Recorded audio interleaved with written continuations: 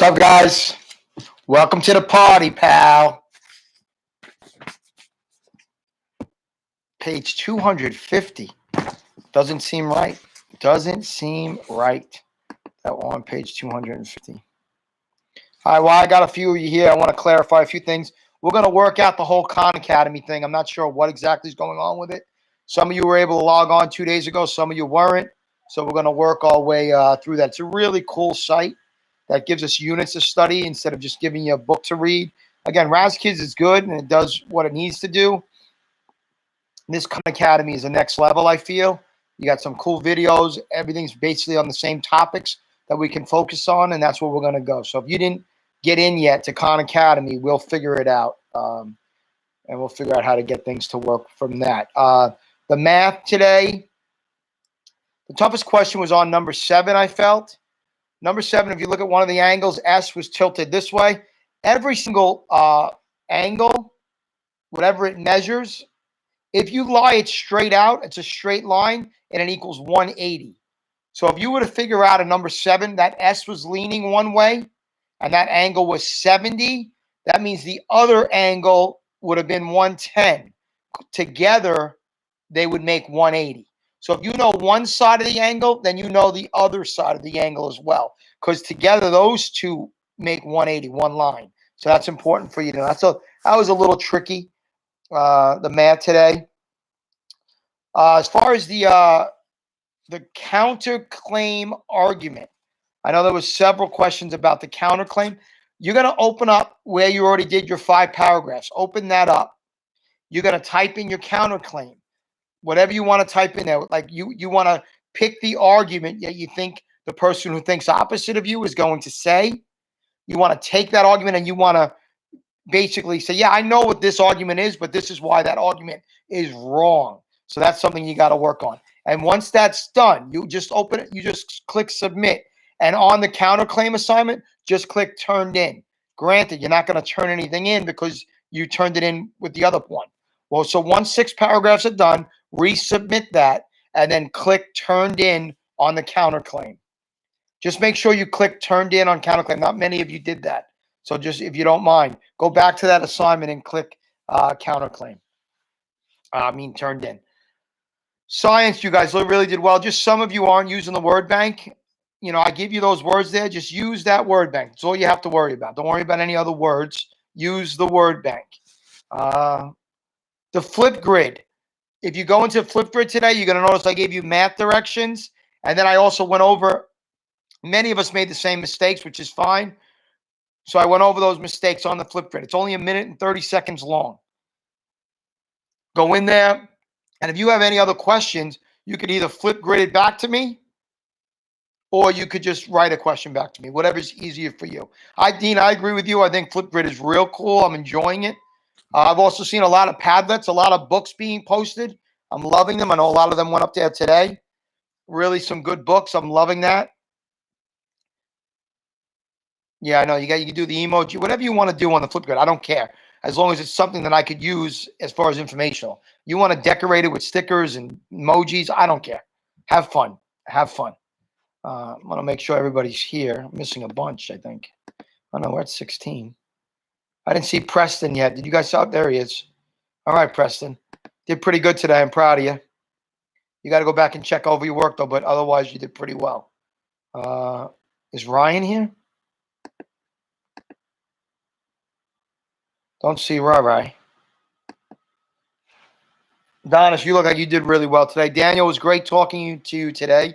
Daniel gave me a FaceTime call. Him and I chatted it up with the math, and worked out well. What is this? All triangle. Yes, Dean, every triangle makes 180, correct. But also every single angle makes 180. Okay? Just remember that. Because if you flatten that angle out, it's either 0 or 180. That's how it works.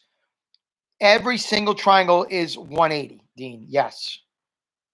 Every single one. What is this here? 16. I'm seeing. Put my writing in the assignment. Perfect, Julia Ferrioli. Put your writing in your assignment. That's great. Just submit it on counterclaim. Just say, I'm done with it. Submit the writing where your 6 are. Just resubmit that. And then also go to counterclaim and say you hand it in there. So then I know to print it, and then I'm going to look it over.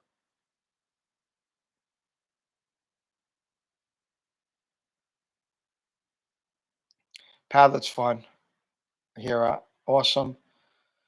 All right. So with that being said, I actually have another soccer class at 5, so we got to get done. You know, if we normally do our regular pace, we'll be fine if we get started at 5. I think we should be finished by Friday. Good, Maddie. Keep playing tennis. Great sport. Where is Allie? I hope nobody's lost in that other one. I don't see Allie. Allie was here though, right? Allie, if you're here, let us know. Oh, Allie's here. Thank goodness. Okay. Isabella, yes, it's about the trophies.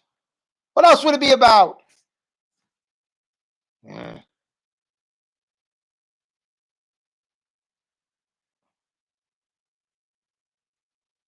Okay. All right, so we got to get started. All right, here we go. Now, all your comments on the side, keep them to a minimum. Bobby, I see you there. You better go look over your answers from yesterday in math. Bobby, you didn't read the directions. Okay. You can't play tennis when there's grass, that's for sure. Thank you, Bobby. Okay, here we go. The 5th grade nature retreat. That's Julie, that's perfect. Farioli, that's perfect. I didn't know you could do that, so that's awesome. That's even better.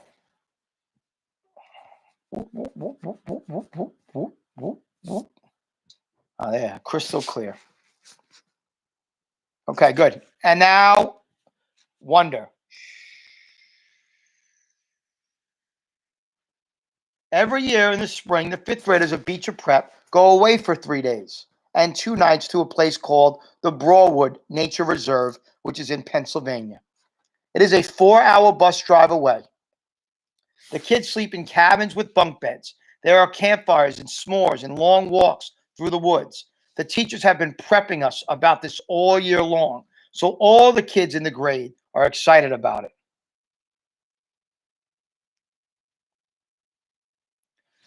Bobby, we talked about this. They're in middle school. That's some schools work that way.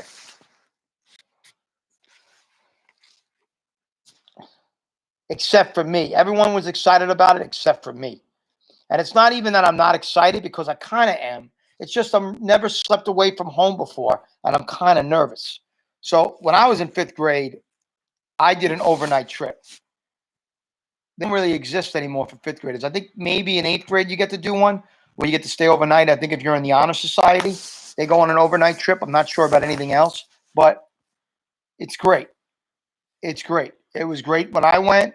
It's just times are different now. So, but not in August. August, they're going on an overnight trip to a nature reserve where they're going to learn about nature and things like that, and things of that nature. You could tell what you could understand why he's nervous.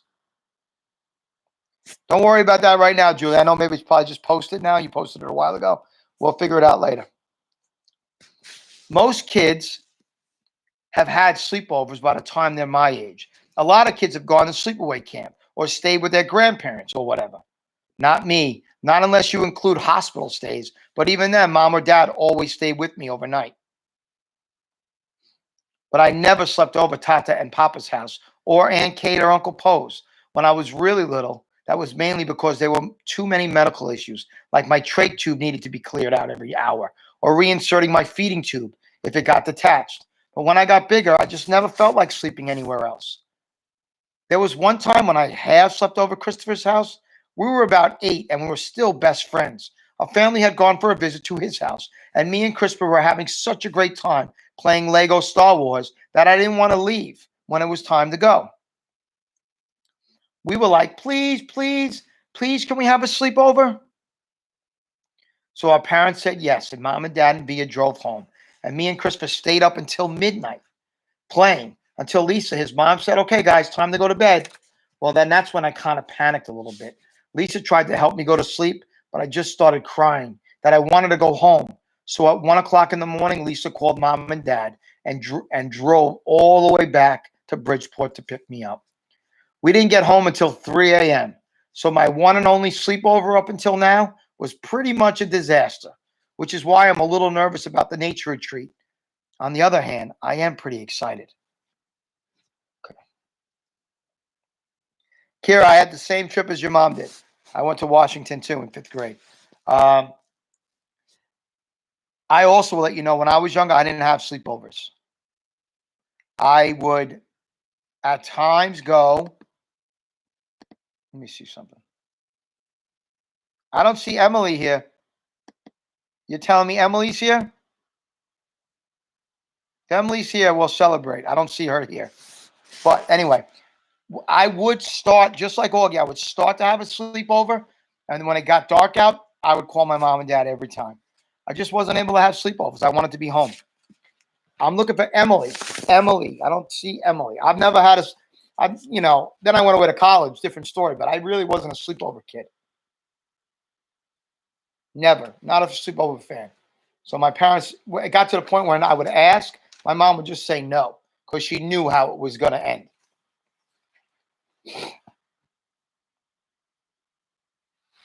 Almost the entire class. So we're getting good. Well, Claire, I'm very happy with this hour. I'm very happy with the response and how you guys have been here. I'm very excited about it. Okay. Known for. This is interesting. What are you known for? Don't reply. Just think about it. What you're known for. I asked my mom to buy me a new rolling duffel bag because my old one had Star Wars stuff on it. And there was no way I was going to take that to the 5th grade nature retreat. As much as I love Star Wars, I don't want to be known for that. Everyone's known for something in middle school. Like Reed is known for being really into marine life and the oceans and things like that. And Amos is known for being a really good baseball player. And Charlotte's known for having been in a TV commercial when she was 6. And Zima's known for being really, really smart. My point is that in middle school, you kind of get known for what you're into. And if you have to be careful about stuff like that. Max G and Max W will never live down that they're Dungeons and Dragons obsessed. So I was actually trying to ease out of the whole Star Wars thing a bit. I mean, it will always be special to me, like it is with the doctor who put me in my hearing aids. It's just not the thing I wanted to be known for in middle school. I'm not sure what I want to be known for, but Star Wars isn't it. That's not exactly true. I do know what I'm really known for. We all know. But there's nothing I could do about that. A Star Wars duffel bag, I could do something about that. Packing. Mom helped me pack the night before the big trip. We put all the clothes I was taking on my bed, and she folded everything neatly and put it inside the bag while I watched. It was a plain blue rolling duffel bag, by the way. No logos or artwork. What if I can't sleep at night? I asked. Take a book with you. And if you can't sleep, you could pull out your flashlight and read for a bit until you get sleepy, she answered. I nodded. What if I have a nightmare? Your teachers will be there, sweetie, she said, and Jack and your friends. I could bring Bamboo, I said. That was my favorite stuffed animal when I was little, a small black bear with a soft black nose. You don't really sleep with him anymore, do you? Said Mom. No, but I keep him in my closet in case I wake up in the middle of the night and I can't get back to sleep, I said. I could hide him in my bag. No one would ever know. Then let's do that, Mom nodded, getting Bamboo from inside my closet. I wish they allowed cell phones, I said. I know, me too, she said. Though I know you're going to have a great time, Augie. You sure you want me to pick Bamboo in there? Yeah, but way down where no one can see him, I said. She stuck Bamboo deep inside the bag and then stuffed the last of my t-shirts on top of them. So many clothes for just 2 days. 3 days and 2 nights, I corrected her. Here, I'm thinking the same thing as you. Don't bring the bear. Don't bring the bear.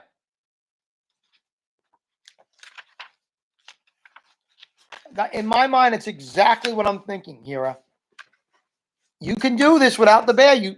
You're in school all day. You survive so much. You don't need the bear. All right. I said my piece. But I was exactly what Hira was thinking. Yep. She nodded, smiling. 3 days and 2 nights. She zipped up the duffel bag and picked it up. Not too heavy. Try it. I picked up the bag. Fine, I shrugged. She sat on my bed. Hey, what happened to your Empire Strikes Back poster? Oh, I took that down ages ago, I answered. She shook her head. Huh? I didn't notice that before. I'm trying to, change my image a bit, I explained. Okay, she smiled, nodding like she understood. Anyway, honey, you have to promise me you won't forget to put on bug spray, okay? On the legs, especially when you're hiking through the woods. It's right here in the front compartment. Uh-huh.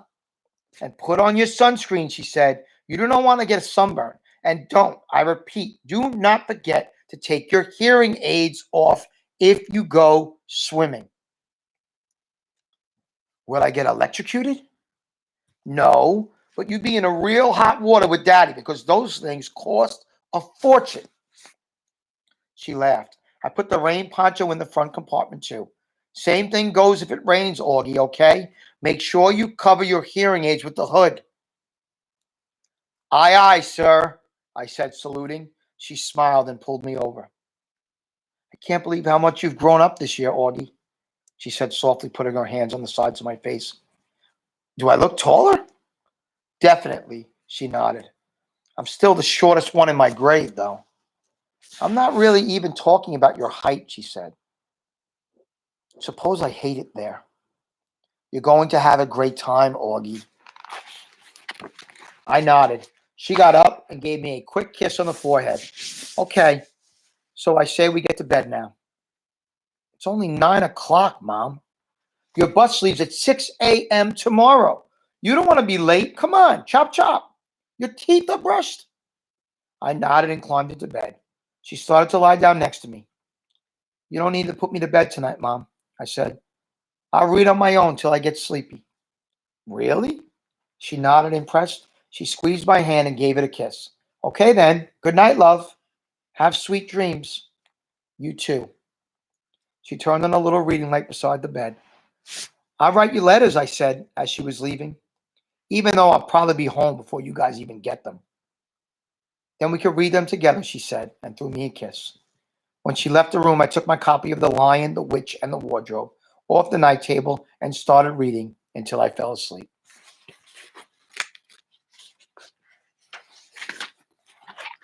Okay, we're all prepping for bad things to happen from what I see. Disaster's going to happen. Should have left the bear at home. I would not bring my favorite bear. Julia would. People might make fun of him. All possible. All possible right now. Nothing's off limits. The first time I read it, I had all those same thoughts in my head. Daybreak. Julia, good. I agree with you. That's exactly what he's doing. The next day, I woke up really early. It was still dark inside my room and even darker outside. Though I knew it would be morning soon, I turned over on my side but didn't feel at all sleepy. That's when I saw Daisy sitting near my bed. I mean, I knew it wasn't really Daisy, but for a second, I saw a shadow that looked just like her. I didn't think it was a dream then, but now looking back, I know it must have been a dream. It didn't make me sad to see her at all. It just filled me up with nice feelings inside. She was gone after a second, and I couldn't see her again in the darkness. True story, guys. When my dog passed away about a month after, I was sleeping on the couch, taking a nap during the day, and I woke up to the smell. My dog had he was a bulldog. He had a very certain smell about him. Wasn't bad, wasn't good, but it was his smell. And I've never smelt it again, especially when he passed away. But that morning I woke up, that afternoon when I took that nap, the smell of my dog woke me up. Till I startled. I was like, Joe, and there was not a soul around. But in my heart, what made me feel good, much like it made Augie's, it didn't make me sad. It filled me with happiness. It filled me with memories and good things. But that's a true story. That's 100% true story. So I identify again with Augie with that. The room slowly started lighting. I reached for my hearing headband and put it on. And now the world was really awake. I could hear the garbage trucks clunking down the street and the birds in our backyard. And down the hallway, I heard Mom's alarm beeping. Daisy's ghost made me feel super strong inside, knowing wherever I am, that she'd be there.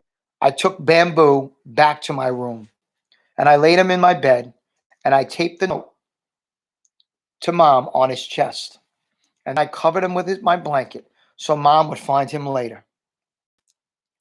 The note read, "Dear Mom, I won't need Bamboo, but if you miss me, you could cuddle with him yourself. Love, Augie." So he's not going to bring the bear. He thought better of it.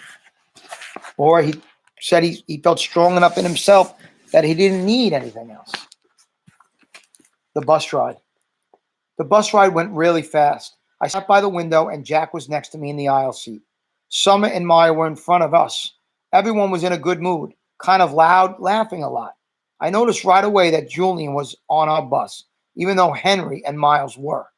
Julian wasn't on our bus, but Henry and Miles were. I figured he must be on the other bus, but then I overheard Miles tell Amos that Julian ditched the grade trip because he thought the whole nature retreat thing was quote unquote dorky. I got totally pumped because dealing with Julian for 3 days in a row and 2 nights was a major reason that I was nervous about this whole trip. So now without him there, I could really just relax and not worry about anything. So what a stroke of good luck. Julian decided not to go on the trip. Whatever his reason is, he's not there. We got to the nature reserve at around noon. The first thing we did was put our stuff in the cabins. There were 3 bunk beds to every room, so me and Jack did rock, paper, scissors for the top bunk, and I won. Woohoo! And other guys in the room were Reed and Tristan and Pablo and Nino. After we had lunch in the main cabin, we all went on a 2-hour guided nature hike through the woods. But they were not real woods like the kind they have in Central Park. These were not woods like the kind that you have in Central Park. These were real woods. Giant trees that almost totally blocked out the sunlight. Tangles of leaves and fallen tree trunks. Howls and chirps and really loud bird calls. There was a slight fog too, like a pale blue smoke all around us. So cool, the nature guide pointed everything out to us. The 2 different types of trees were passing the insects inside the dead logs on the trail. The signs of deer and bear in the woods. What type of birds were whistling? And where to look for them. I realized that my Lobot hearing aids actually made me hear better than most people because I was usually the first person to hear a new bird. It started to rain as we headed back to camp. I pulled on my rain poncho and pulled the hood up so my hearing aids wouldn't get wet. But my jeans and shoes got soaked. By the time we reached our cabin, everyone got soaked. It was fun, though. We had a wet sock fight in the cabin. Since it rained for the rest of the day, we spent most of the afternoon goofing off in the rec room. They had a ping pong table and an old-style arcade games like Pac-Man and Missile Command that we played until dinner time. Luckily, by then, it had stopped raining, so we got to have a real campfire cookout. The log benches around the campfire was still a little damp, but we threw our jackets over them and hung out by the fire, toasting s'mores and eating the best roasted hot dogs I have ever tasted. Mom was right about the mosquitoes. There were tons of them, but luckily I had spritzed myself before I left the cabin. I wasn't eaten alive like some of the other kids were. I loved hanging out by the campfire after dark. I loved the way bits of fire dust would float up and disappear into the night air, and how the fire lit up people's faces. I loved the sound the fire made too, and how the woods were so dark that you couldn't see anything around you. And you look up and see 1 billion stars in the sky. The sky doesn't look like that in the north, River Heights. I've seen it look like that in Montauk, though, like someone sprinkled salt on a shiny black table. The reason why the lights are so much brighter in the woods or in the forest or in the country or out in Montauk is because there's no bright big city skyscrapers to block out just the stars. So it's really beautiful in a countryside to look up and look at the stars. It's a lot more illuminating, would be the word I would use.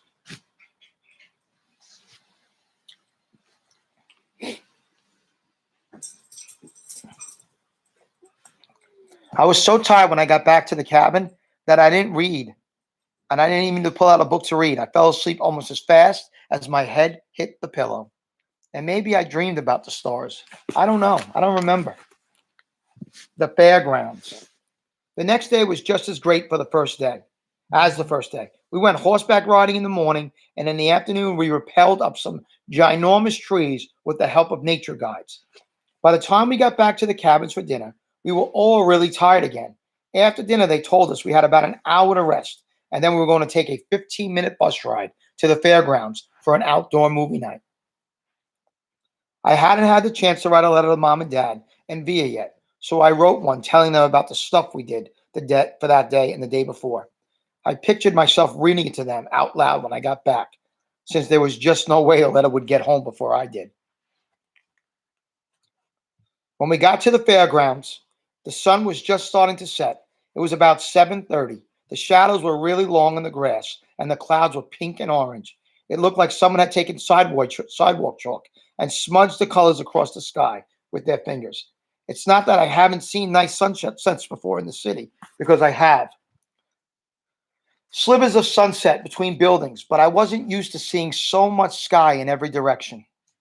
Out here in the fairgrounds, I could understand why ancient people used to think the world was flat and that the sky was a dome that closed in on top of it.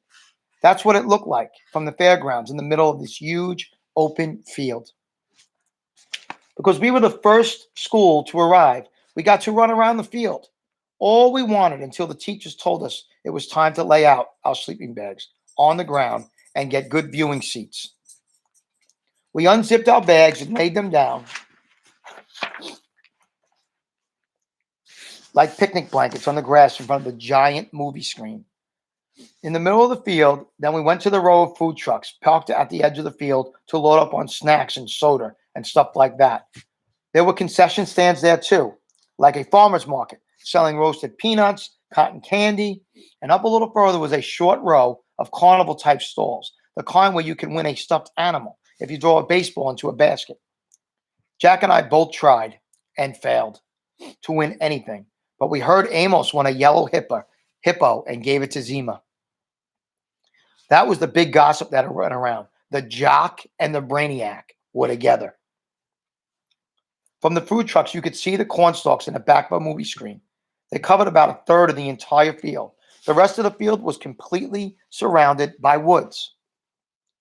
As the sun sank lower in the sky, the tall trees at the entrance to the woods looked dark blue. By the time the other school buses pulled into the parking lot, we were back in our spots on our sleeping bags, right smack in front of the screen. The best seats in the whole field. Everyone was passing around snacks and having just a great time. Me and Jack and Summer and Reed and Maya, we played Pictionary. We could hear the sounds of the other schools arriving, the loud laughing and talking of kids coming out of the field on both sides of us, but we couldn't really see them. Though the sky was still light, the sun had gone down completely, and everything on the ground had turned deep purple.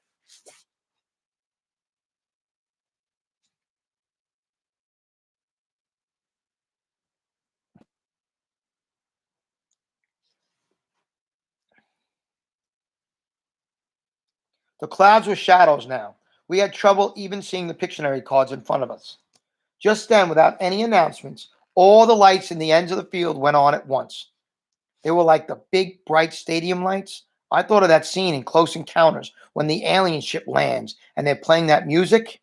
Everyone in the field started applauding and cheering like something great had just happened. Be kind to nature. An announcement came over the huge speakers next to the stadium lights. Welcome, everybody. Welcome to the 23rd annual Big Movie Night at the Broadwood Nature Reserve.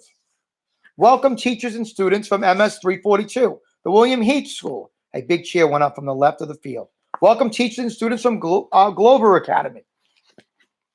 Another cheer went up, this time from the right side of the field. And welcome, teachers and students from the Beecher Prep School. Our whole group cheered as loudly as we could. We're thrilled to have you as guests here tonight and thrilled that the weather is cooperating. In fact, can you believe what a beautiful night this is? Again, everyone whooped and hollered. So as we prepare the movie, we do ask that you take a few moments to listen to this important announcement. The Broadwood Nature Reserve, as you know, is dedicated to preserving our natural resources and the environment. We ask that you leave no litter behind. Clean up after yourselves, be kind to nature, and it will be kind to you. We ask that you keep that in mind as you walk around the grounds. Do not venture beyond the orange cones at the edge of the fairgrounds. Do not go into the cornfields or the woods. Please keep the free roaming to a minimum. If you don't feel like watching the movie, your fellow students may feel otherwise. So please be courteous. No talking, no playing music, no running around. The restrooms are located on the other side of concession stands. After the movie is over, it will be quite dark. So we ask that all of you stay with your schools. As you make your way back to the buses, teachers, there's usually at least one lost party on big movie nights at Broadwood. Please don't let it happen to you. Tonight's movie presentation will be The Sound of Music. I immediately started clapping, even though I'd seen it a few times before, because it was Via's favorite movie of all time.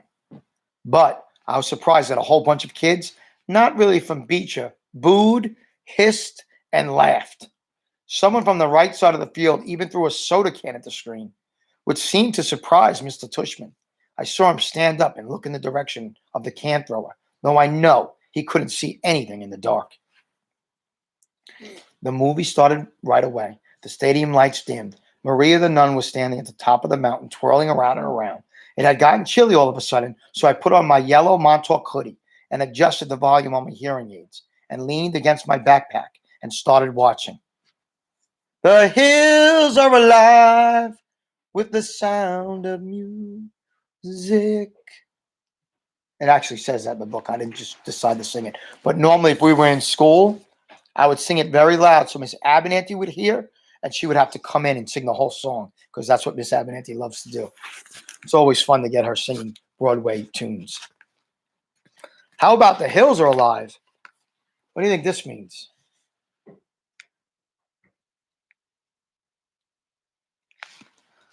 The woods are alive.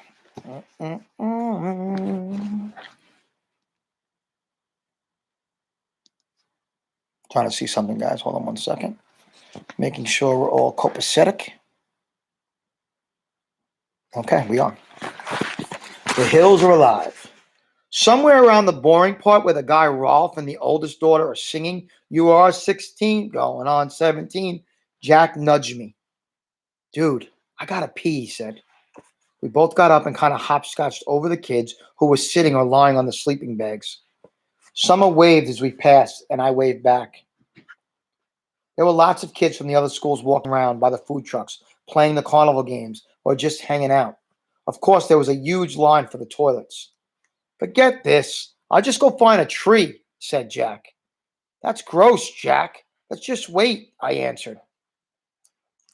But he headed off to the row of trees at the edge of the field, which was past the orange cones that we were specifically told not to go past. And of course, I followed him. And of course, we didn't have a flashlight because we forgot to bring them. It was so dark now, we literally couldn't see 10 steps ahead of us. As we walked toward the woods, luckily the movie gave off some light, so we saw a flashlight coming toward us out of the woods. We knew immediately that it was Henry, Miles, and Amos. I guess they hadn't wanted to wait online to use the toilets either. Miles and Henry were still talking to Jack, but Amos had let go of the war a while ago, and he nodded hello to us as they passed us by. "Be careful about the bears," shouted Henry, and he and Miles laughed as they walked away. Amos shook his head at us like, "Don't pay any attention to them." Jack and I walked a little further until we were just inside the woods. Then Jack hunted around for the perfect tree and finally did his business. Though it felt like it was taking forever, the woods were loud with strange sounds and chirps and croaks like a wall of noise coming out of the trees. Then we started hearing loud snaps not far from us, almost like a cap gun that pops. That definitely weren't insect noises. And far away, like in another world, we could hear raindrops on roses and whiskers on kittens. "Ah, that's much better," said Jack, zipping up. "Now I have to pee," I said, which I did on the nearest tree. No way I was going further in like Jack did. "Do you smell that?" "Like firecrackers," he said, coming over to me. "Oh, yeah, that's what that is," I answered, zipping up. "Weird. Let's go." Alien. We headed back the way we came, in the direction of the giant screen. That's when we walked straight. "Aaliyah, we're reading now. You're late, you're late. You can't chime in." We headed back the way we came, in the direction of the giant screen. That's when we walked straight into a group of kids that we didn't know. They just come out of the woods doing stuff I'm sure they didn't want their teachers to know about. I could smell smoke. The smoke now, the smell of both firecrackers and cigarettes. They pointed a flashlight at us. There were 6 of them, 4 boys and 2 girls. They looked like they were in the 7th grade. "What school are you from?" one of the boys called out. "Beecher Prep," Jack started to answer, when all of a sudden, one of the girls started screaming. "Oh my God!" she shrieked, holding her hand over her eyes like she was crying. I figured maybe a huge bug had just flown into her face or something. "No way!" one of the boys cried out, and he started flicking his hand in the air like he just touched something hot. And then he covered his mouth. "No freaking way, man! No freaking way!" All of them started half laughing and half covering their eyes, now pushing each other and cursing loudly. "What is that?" said the kid who was pointing the flashlight at us. And it was only then I realized that the flashlight was pointed right at my face. And what they were talking about, screaming about, was me. "Let's get out of here," Jack said to me quietly, and he pulled me by my sweatshirt sleeve and started walking away from them. "Wait, wait, wait," yelled the guy with the flashlight, cutting us off. He pointed the flashlight right in my face again, and now he was only 5 feet away. "Oh, man. Oh, man," he said, shaking his head, his mouth wide open. "What happened to your face?" "Stop it, Eddie," said one of the girls. "I didn't know we were watching Lord of the Rings tonight," he said. "Look, guys, it's Gollum." This made his friends laugh hysterical. Again, we tried to walk away from them, and again, the kid named Eddie cut us off. He was at least a head taller than Jack, who was a head taller than me, so the guy looked huge to me. No, man, it's an alien," said one of the other kids. No, man, I know it. It's an orc," laughed Eddie, pointing the flashlight in my face again. This time he was right in front of us. "Leave him alone, okay?" said Jack, pushing his hand, holding the flashlight away. "Make me," answered Eddie, pointing the flashlight in Jack's face now. "What's your problem, dude?" said Jack. "Your boyfriend's my problem." "Jack, let's go," I said, pulling him by the arm. "Oh, man, it talks. Look at that," screamed Eddie, shining the flashlight in my face again. Then one of the other guys threw a firecracker at our feet. Jack tried to push past Eddie, but Eddie shoved his hands into Jack's shoulders and pushed him hard, which made Jack fall backward. "Eddie!" screamed one of the girls. "Look," I said, stepping in front of Jack and holding my hands up in the air like a traffic cop. We're a lot smaller than you guys. Are you talking to me, Freddy Krueger? I don't think you want to mess with me, you ugly freak, said Eddie. And this was the point where I knew I should run away as fast as I could. But Jack was still on the ground, and I wasn't about to leave him. Yo, dude, said a new voice from behind us. What's up, man? Eddie spun around and pointed his flashlight toward the voice. For a second, I couldn't believe who it was. Leave them alone, dude, said Amos, with Miles and Henry right behind him. Says who?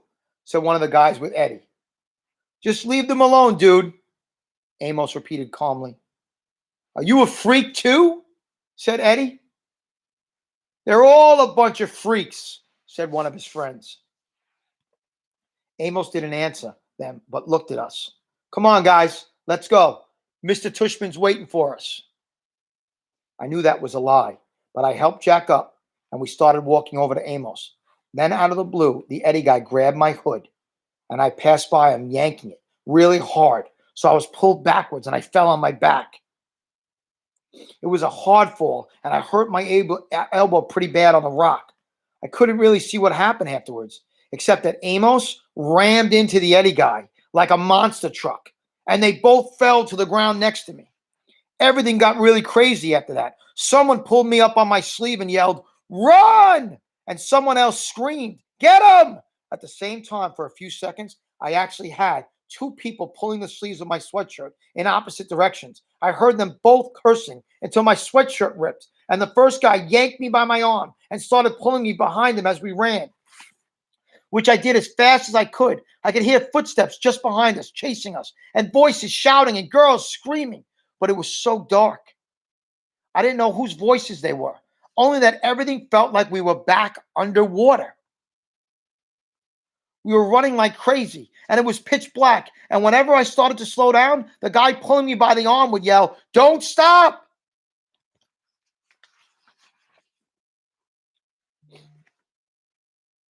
Voices in the dark. Finally, after what seemed like forever of running, someone yelled, "I think we lost them." Amos? I'm right here, said Amos's voice a few feet behind us. We can't stop, Miles yelled from further up. Jack, I yelled. Whoa, said Jack. I'm here. I can't see a thing. Are you sure we lost him? Henry asked, letting go of my arm. That's when I realized that he'd been the one who was pulling me as we ran. Yeah. Shh. Let's listen. We all got super quiet, listening to footsteps in the dark. All we could hear were the crickets and frogs and our own crazy panting. We were out of breath, stomachs hurting, bodies bent over on our knees. We lost them, said Henry. Whoa, that was intense. What happened to the flashlight? I dropped it.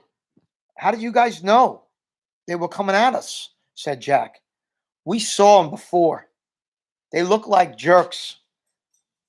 You just rammed into them, I said to Amos. I know, right? Laughed Amos. He didn't even see it coming, said Miles. He was like, are you a freak too? And you were like, bam! And said Jack. Bam! Said Amos, throwing a fake punch in the air. But after I tackled him, I was like, run! Amos, you schmuck. He's 10 times bigger than you. And I got up and started running as fast as I could. We all started laughing. I grabbed Augie and I was like, run, said Henry. I didn't even know who was pulling me, I answered. That was wild, said Amos, shaking his head. Totally wild. Dude, your lip is bleeding. I got in a couple good punches, answered Amos, wiping his lip. I think they were 7th graders. They were huge. Losers, Henry shouted really loud before we all shushed them. We listened for a second to make sure no one. What the heck are we? Where the heck are we? Asked Amos. I can't even see the screen anymore. I think we're in the cornfields, answered Henry. Duh. We're in the cornfield, says Miles, pushing a corn stalk at Henry. Okay, I know exactly where we are, said Amos. We have to go back in this direction. That'll take us to the other side of the field. Yo, dudes, said Jack, hand high in the air.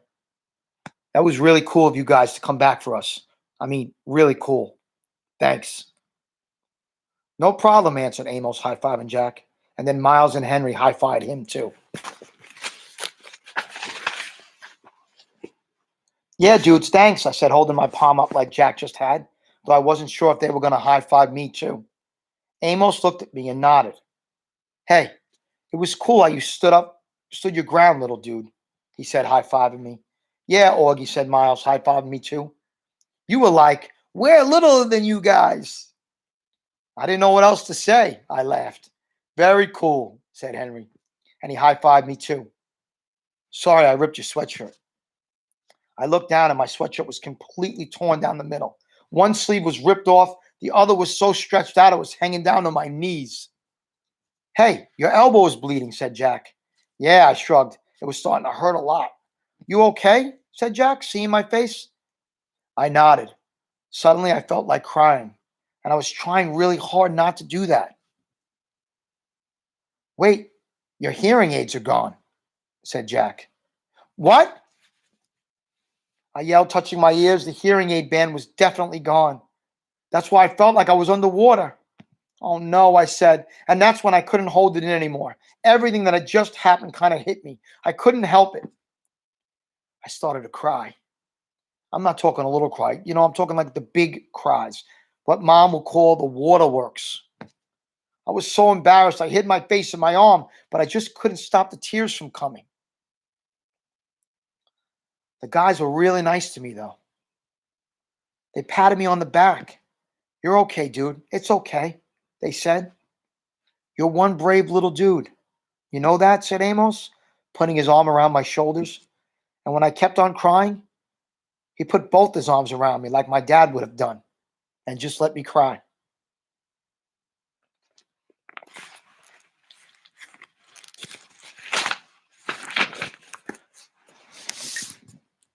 Unfortunately, excuse me, almost went down.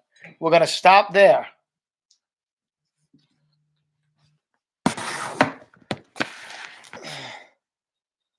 Great chapters today, and we will find out what happens to Augie and his hearing aids tomorrow. We are on we just finished 270. So we're on pace to finish by Friday. All right, guys. I'm off to go teach soccer on Zoom. I hope that you guys are enjoying your day today. It's beautiful outside. And I look forward to seeing you guys tomorrow. Any questions? Send me a message. Send me a Flipgrid. I'd like to see anyway. So if you just want to just say hello on the Flipgrid, just say hello. All right. Talk to you later.